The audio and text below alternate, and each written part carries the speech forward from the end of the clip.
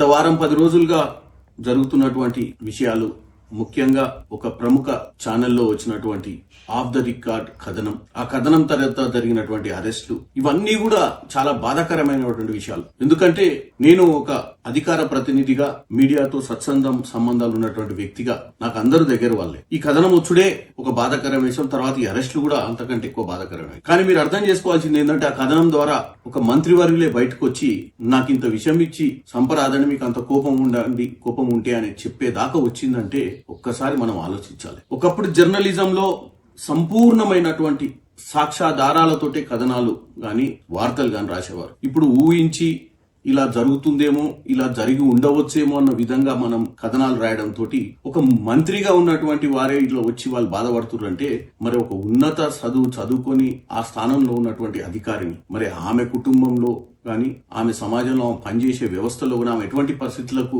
ఎదురవ్వాల్సి వస్తుందో మీరు ఆలోచించారు. ఈ రోజు ప్రభుత్వం మీద తీవ్ర ఒత్తిడి రావడం వల్లనే దీనికి ఎక్కడో కాడ ఫుల్ స్టాప్ పెట్టాలి ఆఫ్ ద రికార్డ్ కథనాల కన్నా ఉద్దేశంతో ఈ రోజు ముఖ్యమంత్రి రేవంత్ రెడ్డి గారైనా, ప్రభుత్వంలో ఉన్నటువంటి నాయకులైనా నిర్ణయం తీసుకోవాల్సి వచ్చింది. దీనివల్ల కొంతమంది ఇబ్బంది పడొచ్చు, కానీ ఎక్కడో కాడ ఇది ఆపాల్సిన అవసరం ఉంది. ఎందుకంటే సమాజంలో మీడియా చాలా ఇంపార్టెంట్. మీడియా ప్రజల్ని చైతన్యవంతులు చేయాలి. నాయకుల మీద కథనాలు తప్పంటలేను. నాయకులు అధికారాన్ని దుర్వినియోగం చేసినప్పుడు, నాయకులు ప్రజాస్వామ్యాన్ని కూనీ చేసినప్పుడు, అధికారులు వాళ్ళ బాధ్యతలు సక్రమంగా నిర్వహించకుండా నిర్లక్ష్యంగా వ్యవహారం చేసినప్పుడు ఒక కథనం వస్తే తప్పు పట్టరు. దానివల్ల ఏంటంటే అందరూ, మిగతా అధికారులు కానీ మిగతా రాజకీయ నాయకులు కానీ తప్పులు చేయకుండా ఉంటారు. ఈ కథనాలు రావడం ప్రజలు స్పందిస్తారు కాబట్టి. కానీ ఈ రోజు రాజకీయాలకు అతీతంగా ఇది కాంగ్రెస్ పార్టీ గాని, బీఆర్ఎస్ గాని, బీజేపీ గాని, ఇంకే పార్టీ గాని ఎవరిని కూడా వ్యక్తిగతంగా విమర్శిస్తే వాస్తవాలు లేకుండా అందరికి ఇబ్బంది. వారి కుటుంబ సభ్యులకు, వారు నివసిస్తున్నటువంటి, వారు ఉంటున్నటువంటి వ్యవస్థలకు గాని. ఈ రోజు అదే విధంగా జర్నలిస్ట్ మిత్రులు అరెస్ట్ చేసినప్పుడు వారి కుటుంబ సభ్యులు కూడా బాధపడి ఉంటారు. సో ఇవన్నిటికీ మనం ఫుల్ స్టాప్ పెట్టాల్సిన అవసరం ఉంది.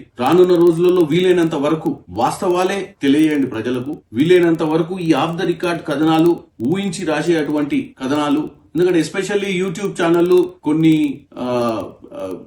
ఎక్స్ లో వచ్చినటువంటి కొంతమంది రాజకీయంగా లబ్ధి కొరకు చేస్తున్నటువంటి ఒకెత్తు చూడొచ్చు. కానీ ప్రజలు నమ్మే అటువంటి ఛానల్ గాని, ప్రజలు నమ్మే అటువంటి వార్తాపత్రికలు గాని ఇటువంటి కథనాలు రాకూడదని కోరుకుంటున్నారు, రాయకూడదని కూడా